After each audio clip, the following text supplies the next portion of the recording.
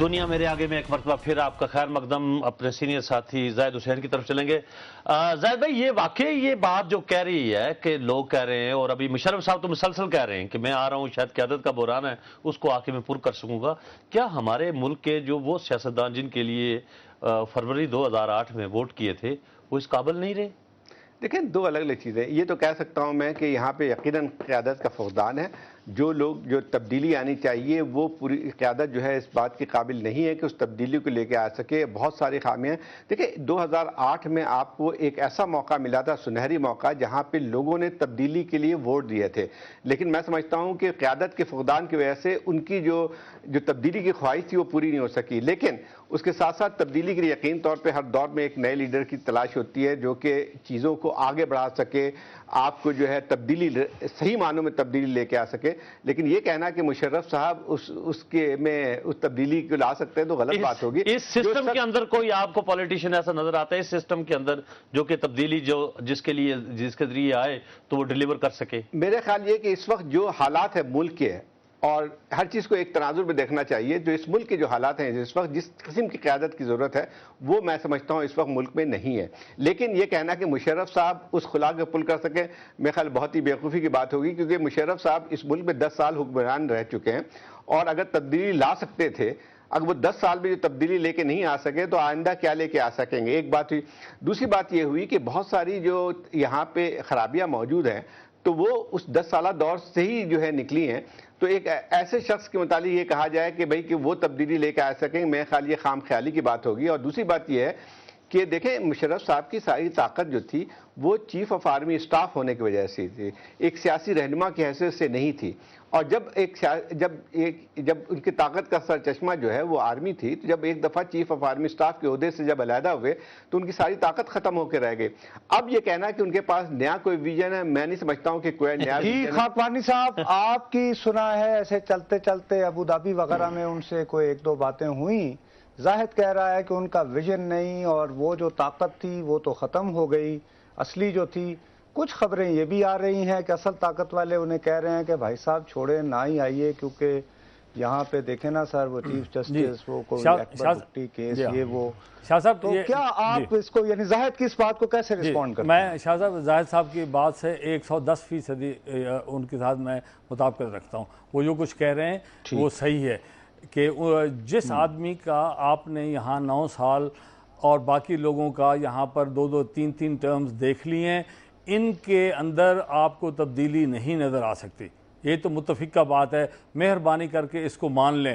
آپ کو جو باہر کے لوگ کہہ رہے ہیں کہ یہاں پر 35% آپ نیا ٹیکس لگائیں، 15% GST، 10% امپورٹ ٹیکس، اور ایک اور ہے سرچارج جو آپ کی یوٹیلیٹی سروسز پہ، یہ کون سی ایسی حکومت ہے جو عوامی ووٹوں سے آئے اور وہ اتنے اپنے لوگوں پر 35% اور ٹیکس لگائے؟ ان میں سے کوئی ایسا آدمی نہیں ہے جو 35% ٹیکس لگانے کے ہمت رکھتا ہو کہ سارا کا سارا بلبہ اس پہ گرے۔ لہٰذا یہاں سے اندر سے نہیں ہو سکتا۔ فوج کی طاقت سے آ کے بیٹھ کے ڈونرز ڈریون جو ایجنڈا ہے اس کو یعنی کہ فالو کریں سر۔ میں کہہ رہا ہوں کہ آپ اپنے جب اقتدار اپنی چیزیں ٹھیک نہیں کریں گے تو آپ کو باہر کے لوگوں کی اگر بھیک مانگیں گے تو ان کے احکامات ماننے پڑیں گے۔ اگر آپ نے احکامات نہیں مانتے تو پھر وہ ان کے پاس اپنے طریقے ہیں، انہوں نے 2 3 دفعہ پہلے طریقے استعمال کیا۔ ہمیں فرانس سے کالر بہت دیر سے وہ ٹرائی کر رہے ہیں۔ جی السلام علیکم جی، جلدی سے آپ اپنا سوال کر دیجئے۔ ہیلو، السلام علیکم جی۔ جی وعلیکم السلام جی فرمائیے سر، فرمائیے۔ جی میں ریونین سے بات کر رہا ہوں، میں آپ لوگوں کے پروگرام دیکھتا ہوں تو اس میں یہ ڈیموکریسی کی بات ہو رہی ہے۔ ہیلو جی آپ کیجئے، آپ فرمائیے۔ آپ اپنا اچھا بہرحال جی میں یہ کہہ رہا تھا کہ ڈیموکریسی کی آپ لوگ بات کرتے ہیں، ڈیموکریسی کا مطلب یہ ہوتا ہے بھائی government is by the people, for the people, to the people. یہ تو ہر ایک کو معلوم ہے جو تھوڑی بہت سیاست جانتا ہے، مگر یہاں تو پیپل مر رہی ہے۔ دیکھیے آپ کہہ رہے ہیں صرف 2 کروڑ اس سے مرے سیلاب میں، نہیں بھائی اس سے زیادہ تو آپ ذرا ایڈی سے پوچھیں اور دوسروں سے پوچھیں، ذرا جا کے دیکھیں۔ اچھا نہیں خیر، 5 کروڑ عوام جو ہے پاکستان جی وہ واقعی اس وقت بہت مشکل ہے۔ بہت شکریہ آپ کا، لیکن بہرحال اس سے یہ تو ہرگز یہ نہیں۔ اچھا خواہ صاحب سے میں حال کی طرف اکنامک خواہ صاحب یہ آپ لوگوں کا امتحان ہے. ہم تو سیاستدانوں کے پیچھے ہم نے جو اللہ اکبر وہ نیت کی ہوئی ہے 2008 کے بعد کہ یہی ہمارے لیے مسیح ہے، لیکن کوئی الٹرنیٹ اکنامک ایجنڈا، کوئی یہ وہ سارا چیز کر کے کو حل ہمیں نکال کے دیں، ہمیں پھر وہ ووٹ جانا اور اس کی پالش اچھی لگنی شروع ہو گئی ہے، تو اس سے تو ہماری جان چھڑائے. یہ مشتاق یار، یہ اکنامک آلٹرنیٹ ایجنڈا جو ہے ہم بالکل ہمارے پاس ہے اور ہم دینے کو بھی تیار ہیں. میں نے آپ کو شامل کیوں نہیں ہو جاتے جی ان کے ساتھ؟ چلیں یہ دیکھیں، وہ اپنے جو کرونیز ہیں یا جو اپنے درباری لوگ جو ہیں، انہوں نے تمام جو 450 ارب روپیہ نقصان کر رہی ہیں جو اس وقت ادارے جو ہیں ان کے اوپر انہوں نے درباری بٹھائے ہوئے ہیں، تو انہوں نے بھی تو اپنی جو لیٹ جو ہے نکالنی ہے نا، تو وہ نکال رہے ہیں. اور اس طرح تو ان کے ساتھ مل کے تو کچھ جو 4 صاف کپڑے ہم نے پہنے ہوئے ہیں، 3 کپڑے وہ بھی جو ہے گندے ہو جائیں گے. تو ہم تو اپنے بچا کے نکل آئے تھے، تو دوبارہ شامل ہونے کا کوئی جواز نہیں بنتا، قطعی طور کے اوپر کوئی جواز نہیں بنتا. لیکن یہ جو اس وقت موو چل رہی ہے، میں ایک بات جو ہے اس کی آپ کو بالکل گارنٹی دیتا ہوں کہ یہ سٹیٹس کو اب مینٹین نہیں رہے گا. نہیں تو لیکن یہ نہیں مینٹین رہے گا، یہ ٹوٹے گا. لیکن دعا کرنی چاہیے اور کوشش بھی کرنی چاہیے میڈیا کو بھی اور سیاستدانوں کو بھی اور باقی جو جوڈیشری ہے، ہماری سول سوسائٹی ہے، کہ اگر کوئی چینج آتی ہے تو وہ میننگ فل چینج آئے، وہ کسی ایجنڈے کے اوپر چینج آئے. پہلے آپ بات کر رہے تھے کہ دیکھیں مشرف کو آپ نے 9-10 سال اس قوم نے برداشت کیا. کیوں برداشت کیا وہ ایک لمبی بحث ہے، لیکن اب وہ اگر کوئی کلیم رکھتا ہے یہاں پہ لیڈرشپ کا، وہ کہتا ہے ویکیوم ہے. جب اس کے پاس سارے اختیارات تھے تو اس نے کون سے نئی لیڈرشپ دی تھی؟ یہ ایک پروسیس ہے، اس پروسیس میں پروسیس آف ایلیمینیشن بھی شامل ہے کہ وہ اگر لیڈرشپ جو ہے اگر وہ خراب ہوتی ہے، ڈیلیور نہیں کر پاتی، وہ ایلیمینیٹ ہو جاتی ہے. امیر مقام دیا انہوں نے چوئی شجاعت دیا، ظفر اللہ جمالی صاحب دیے، پرانے لیڈر ہیں، شوکت عزیز دیا تھا جی. شوکت عزیز صاحب نئی پیشکش انہوں نے دی تھی، وہ ان کے ساتھ ہی مفرور ہو گئے، وہ بھی ساتھ فرار ہو گئے. اور یہ لوگ جو ہیں، ہم لوگ جو ہے تان کا جو ہے اور کرٹیسزم کا اور گالیوں کا نشانہ بھی بنتے ہیں، لیکن ہمارا اپنی زمین سے رشتہ نہیں ٹوٹتا، ظاہر رشتہ ہمارا قائم رہتا ہے. زاہد، میں اس بات پہ جیسے خواجہ صاحب بھی کہہ رہے ہیں اکنامک ایجنڈے کی بات، خاکوانی صاحب جو بات کر رہے ہیں، آپ کو بھی یہ میرا خیال ہے مجھ سے زیادہ پتہ ہے اکنامک بھی ریفرنس سے کہ 35% انکریز کم از کم ہو، پہ ٹیکس کلیکشن بڑھے. ایسے پتہ نہیں میرے اندر جو سینسزم ہے. نصرت ایک بات کریں، یہ دیکھیں، یہ میں سن کے بہت تنگ آ گیا ہوں کہ جو ہے وہ IMF کا ایجنڈا اور ہم جو الزامات دوسرے پہ لگا دیتے ہیں. صرف ایک سوال پیدا ہوتا ہے، جب آپ دنیا بھر کے ممالک سے آپ پیسے مانگنے جاتے ہیں، جب آپ قرض لیتے ہیں، تو پہلا سوال یہ ہوتا ہے کہ بھائی میرے، آپ نے کوئی ریفارم کر رہے ہیں، اپنا کوئی اسٹرکچرل ریفارم لا رہے ہیں یا نہیں لا رہے ہیں؟ ہم سمجھتے ہیں کہ ہم اپنی طرف سے تو کوئی جنریٹ نہیں کریں گے. آپ مجھے بتائیے جس ملک میں صرف 2% لوگ جو ہے انکم ٹیکس دیتے ہیں، اور وہ بھی زبردستی اس لیے دیتے ہیں کہ ان کو جو ہے آلریڈی سورس سے جو ہے آپ کے ٹیکس کاٹ دیے جاتے ہیں. آپ کی جو بہت بڑی آبادی جو ہے جس کو ہم کہتے ہیں جن کی ایگریکلچر انکم ہے، دنیا بھر میں کہیں نہیں ہوتا ہے، انکم ہوتی ہے، چاہے میں تنخواہ سے حاصل کروں، چاہے جو ہے میں بزنس سے حاصل کروں، چاہے میں جو ہے ایگریکلچر سے حاصل کروں. آپ نے ان کو تو ایگزمپٹ کر دیا ہے. اس کے علاوہ ایک اور چیز بھی آتی ہے کہ آپ نے کبھی اس بات کی اجازت نہیں دی ہے کہ آپ سروے کر لیں کہ پراپرٹیز کس کے نام پہ کیسے ہیں. تو اب آپ مجھے بتائیے کہ آپ تو یہاں کے جو رچ ہیں وہ تیار نہیں ہے کہ ہم پیسے دے ڈالیں کسی صورت پہ، میرے بھائی، لیکن اس کا اثر تو یقیناً غریبوں پہ پڑے گا. آپ پہلے میری التجا سنیں کہ دیکھیں یہ گورنمنٹ تو 2.5 سال میں آئی ہے نا، تو یعنی ٹیکس اس سے پہلے بھی ہوتے رہے.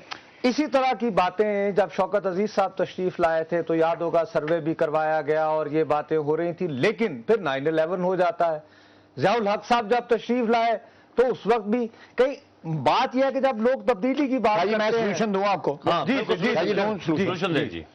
آپ نے کہا ہے جی کہ 30-35% جو ہے وہ ٹاپ اپ کر رہے ہیں ٹیکسز کو. جی یہی کہا ہے نا چاہیے آپ؟ جی وہ ڈونر سے جو بھی کرا رہا ہے گن پوائنٹ پہ ہم سے کروا رہا ہے. کل ہم نے سیکٹری فائنانس سے پوچھا کہ ٹیکس ٹو GDP ریشو جو ہے وہ 9 پوائنٹ کچھ ہے. ہم نے ان سے پوچھا کہ ود ان دس سسٹم جو اس وقت ایگزسٹنگ ٹیکس سٹرکچر جو ہے اس کے اندر جو ہے آپ کتنا انکریز کر سکتے ہیں اس کو. उसने कहा जी 30 to 40%, यही 14%, 13 से 14% जो है इंक्रीज कर सकते हैं। 13 बिलियन जो है इस वक्त, यानी 1.3 बिलियन हमारा रेवेन्यू है, अगर उसका आप 30% लगाएं तो वो तकरीबन 400 के करीब बनता है, 400 अरब रुपए के करीब बनता है, यानी 1700 अरब हम कलेक्ट कर सकते हैं। ये 1700 मेरा अपना ख्याल है कि इसको आप 2 पे ले जा सकते हैं। ठीक। वो किस तरह, मैं आपको बताता हूं। कल सुप्रीम कोर्ट ने भी जो है वो इस बात के ऊपर जो है कमेंट्स दिए हैं कि अफगान ट्रांजिट ट्रेड जो है वो सबसे बड़ी लीकेज है हमारी। मैंने फाइनेंस कमेटी में मेंबर कस्टम को पूछा तो उन्होंने कहा जी 1.5 से 2 बिलियन डॉलर जो है ना वो इसमें लीकेज है। पाकिस्तान की 70% चाय जो है वो अफगानिस्तान इंपोर्ट होती है और बगैर कस्टम के वापस आ जाती है, वहां कोई चाय नहीं पीता, वो कावा पीने वाली कौम है। सही।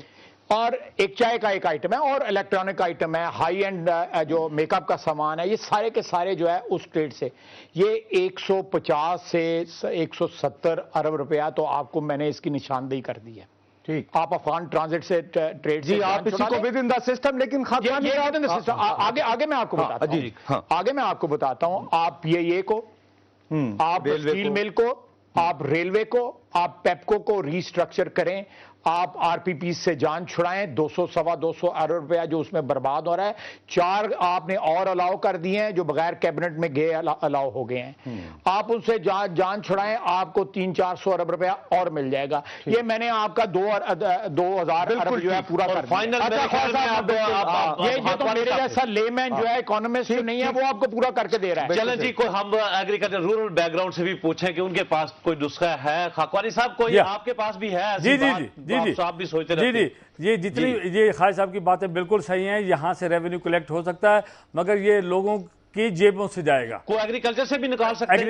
एग्रीकल्चर में भी होना चाहिए, 15-20 एकड़ से ऊपर जो बड़े जिम्मेदार हैं वो जरूर देना चाहिए। अब मेरी एक गुजारिश सुन लें, ये जितनी बातें हैं ये अवाम से पैसे लेने की बातें हैं, ये होनी चाहिए, मगर जो लीडर पैसे यहाँ से 6 अरब डॉलर बाहर ले गए और उन्होंने कोठियाँ और बाहर पैसे रखे हैं, वो भी खुदा के लिए हाथ बांध करके उनको कहें वो भी थोड़े से पैसे वापस कर दें।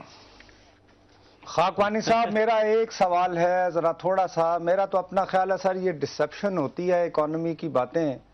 सवाल ये है कि नॉर्थ वजीरिस्तान में ऑपरेशन करना है या नहीं, या वो बड़ा फैसला होने वाला है। रुक जाएंगे सर अगर तब्दीली कर लें तो? नहीं कर लें जी, बिल्कुल नहीं, हमला होने वाला है। हाँ जाहिर तो आप कह रहे हो हमला होने वाला है।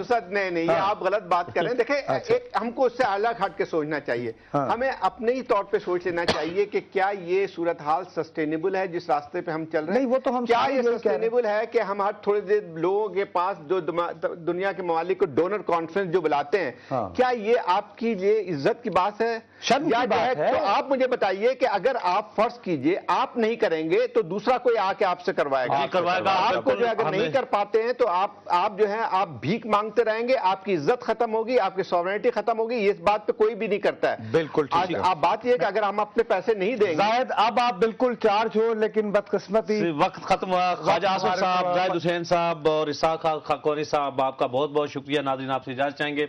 जाने से पहले हमारा email address dma@duniatv.tv Nusrat Javed और मुश्ताक मिनाज को इजाजत दीजिए। खुदा हाफिज।